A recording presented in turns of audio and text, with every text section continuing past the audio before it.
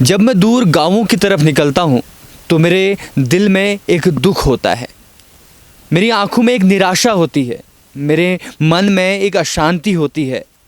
क्योंकि मैं देखता हूँ एक जगह को, मुझे लगता है कि ये जगह कभी हरी भरी हुआ करती होगी।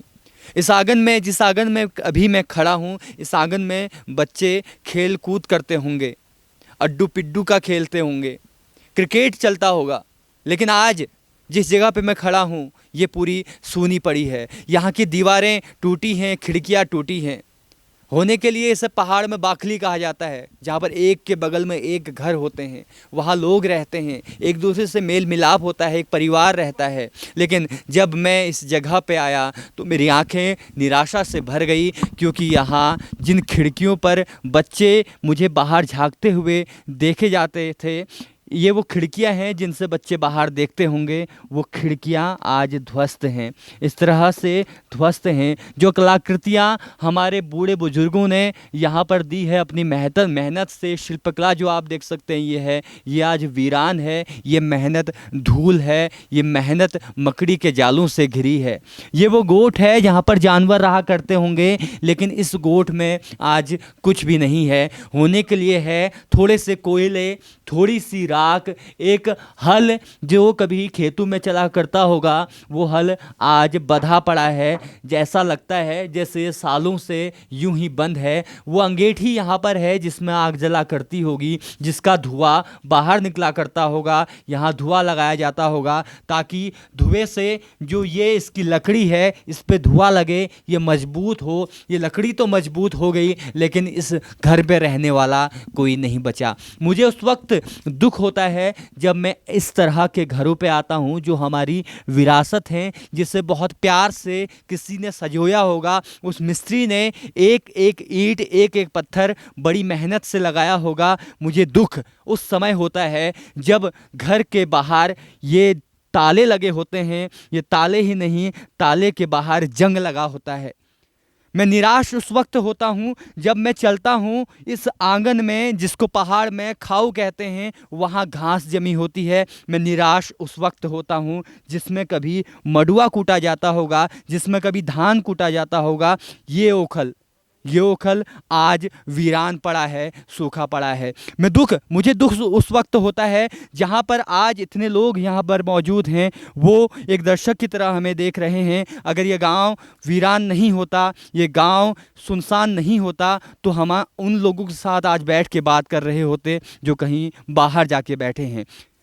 दुख उस वक्त होना लाजमी है जिस वक्त मैं पेड़ देखता हूँ, पेड़ में लगे फल देखता हूँ। ये वो फल हैं आज जिनको खाने वाला कोई नहीं है। मैं निराश उस वक्त होता हूँ जिस वक्त मैं गाँवों की तरफ आता हूँ। ये वो गांव हैं जो हमें अपनी ओर खींचते हैं, जो हमारी एक लोक विरासत हैं। लेकिन मैं यहाँ क्या देखता हूँ? सिर्फ और सिर्फ सुनसान जगह। मैं यहाँ क्या देखता हूँ? वीरान जगह। मैं यहाँ क्या देखता हूँ? आंगन में लगी हुई वो घास, आंगन में लगे हुए वो घास जो हमें परेशान करती है, जो दिल को झकझोर देती है। हमारे पहाड़ में क्या नहीं था?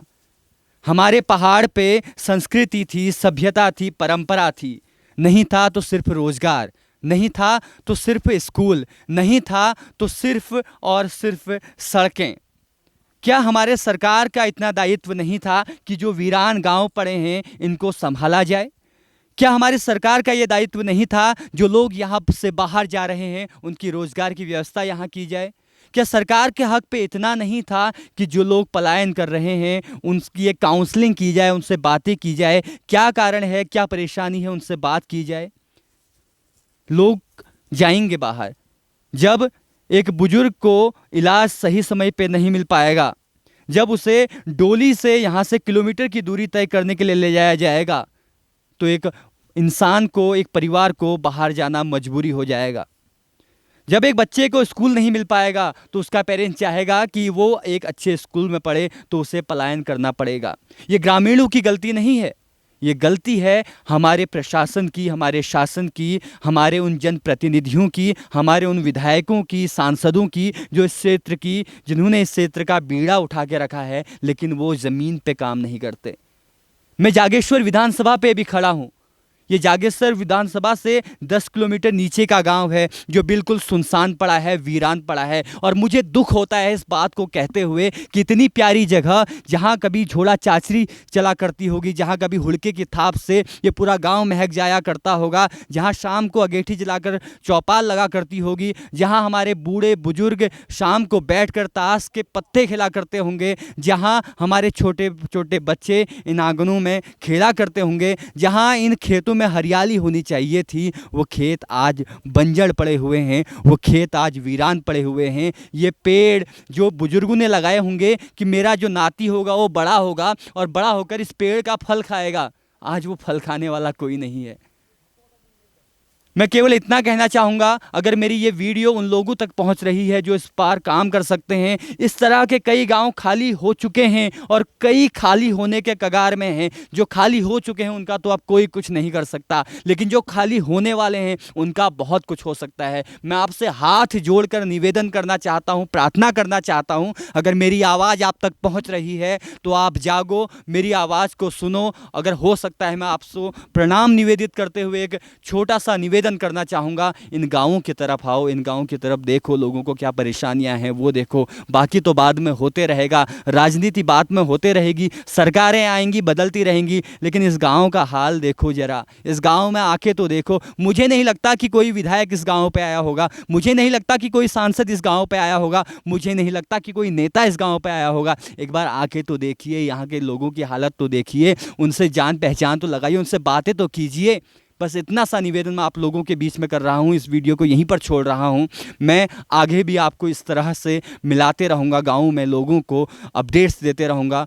आपको अगर हमारा ये जो मुहिम है ये पसंद आ रही है, आपको हमारी ये राह पसंद आ रही है, तो एक बार हमसे जुड़िए, हम इस तरह से आपके बीच पे काम लाते रहेंगे। आप सभी का इस वीडियो को देखने के लिए शुक्रिया। इस वीडियो को वहाँ तक पहुँचाइए जहाँ तक आपको लगता है इस वीडियो को जाना चाहिए। बहुत बहुत धन्यवाद आप सभी लोगों का।